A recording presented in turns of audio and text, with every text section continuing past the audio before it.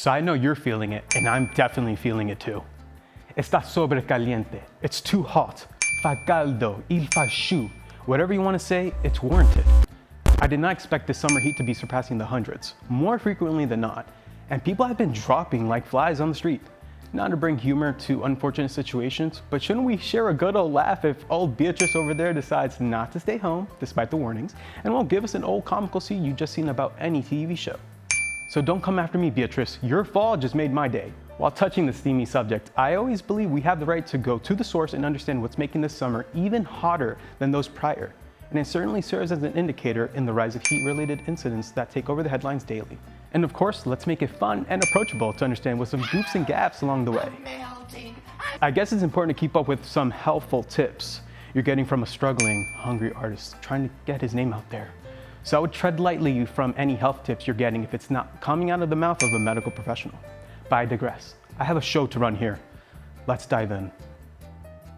This article published by the World Weather Attribution titled "Fossil Fuels Are Heating America's 250th Birthday" gathers what we need to know about why, at this point, the summer seems to be very unbearable. This article, though profound in length I may add, precisely goes over the marvel heat that is brewing in the atmosphere. It's a bit geared for the academics out there. So, essentially, a large dome-shaped ball of hot air is traveling across North America and bringing in extremely dense heat from the Gulf of Mexico. now we might be used to a little added and human-faulted heat that's been rising year by year. Totally warranted. However, the plentiful Canadian flora was feeling a bit left out and wanted to vouch for our awareness as well. Much of the woods located in the center of Canada all decided to band together and, well, light up quite the storm, you might say, consisting of, well, red-hot flames and burnt debris.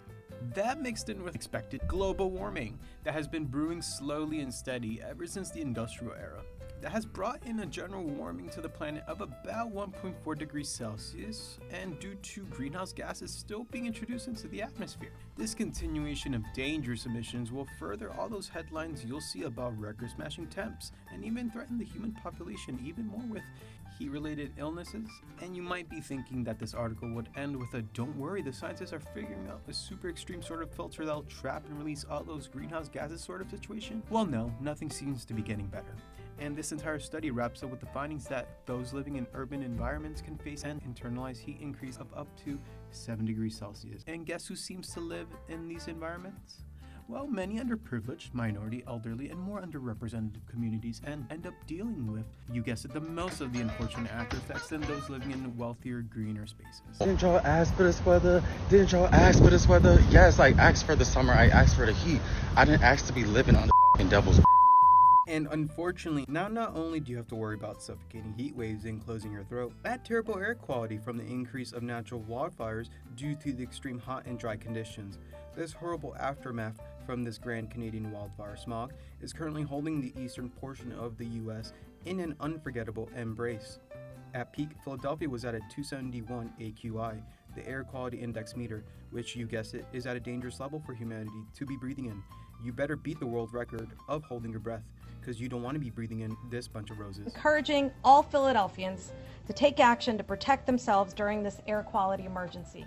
Speaking of collapsing to your almost death, let's talk about the news you're recently seeing and or reading.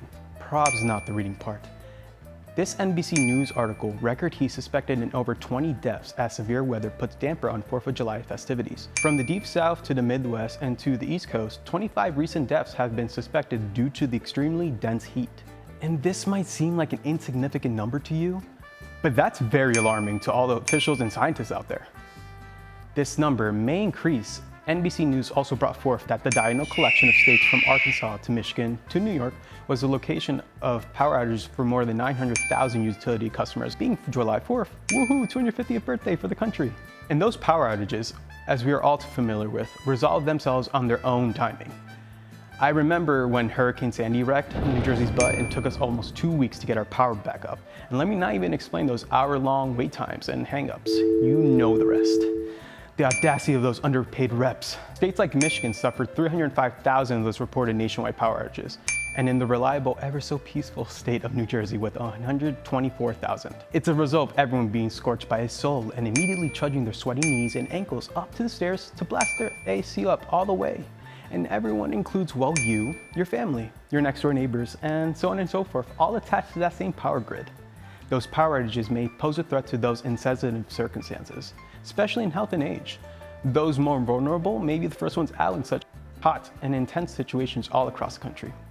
So now this is the part where you entrust me to give you actual tricks and tips to keep you from dying from the heat? Oh geez, this is like taking advice from those ChatGPT trained nurses and docs in training. Can't tell who they are? Just ask them a question, and if their first instinct is to glance down on some sort of imaginary phone, then you, dearie, are sure in for some danger. Alright, here we go. Going by the CDC's recommendations, I feel this is just common practice, but the first step is to take shade and cool yourself in a hidden environment and avoid doing outdoor activities during peak heat. Another recommendation would be to use an AC after indoor temperatures go past 90 degrees. But I don't know if this is just East Coaster in me, but I'm cranking that AC up and shoving that useless fan away like those manual pamphlets you get with your phone charger. As if I don't know how to plug in something in the wall. Lastly, an easy giveaway. Can you please put down that 5th bottle of sugary Snapple and get yourself some water? A part of this too, reduce your caffeine intake. It could definitely impact your sensitivity to outside factors in your heart rate. Geez, this tip might just be aiming at me. I cannot seem to put down those Celsius cans myself. And you might hate me for having to go back in time a bit, but whip out that COVID-19 era mask to block out that polluted air. And throw away that old stash collecting in that one drawer. Please, I am begging you. To keep it brief, basically the scorching hot 4th of July weekend is a result of global warming. That's obviously our fault. Plus a Gulf of Mexico mega heat phenomenon in the sky that's raining all hell and fiery heat onto us. And well, it ruined our 4th of July plans. That, and with the unexpected mass power outages, it can create extremely fragile and even dangerous situations. 25 people have already died because of the heat. And as the 4th of July news and information continues to aggregate, we'll find out more. So please, go take that sneaky dip in your neighbor's pool you don't spend any money maintaining. Air out those sweaty armpits and drink less energy drinks. When you're out experiencing hot temps, you should be all right. Most importantly, stay alive during these trying times and climate. See you at the next hot, no pun intended, and trendy topic to delve into.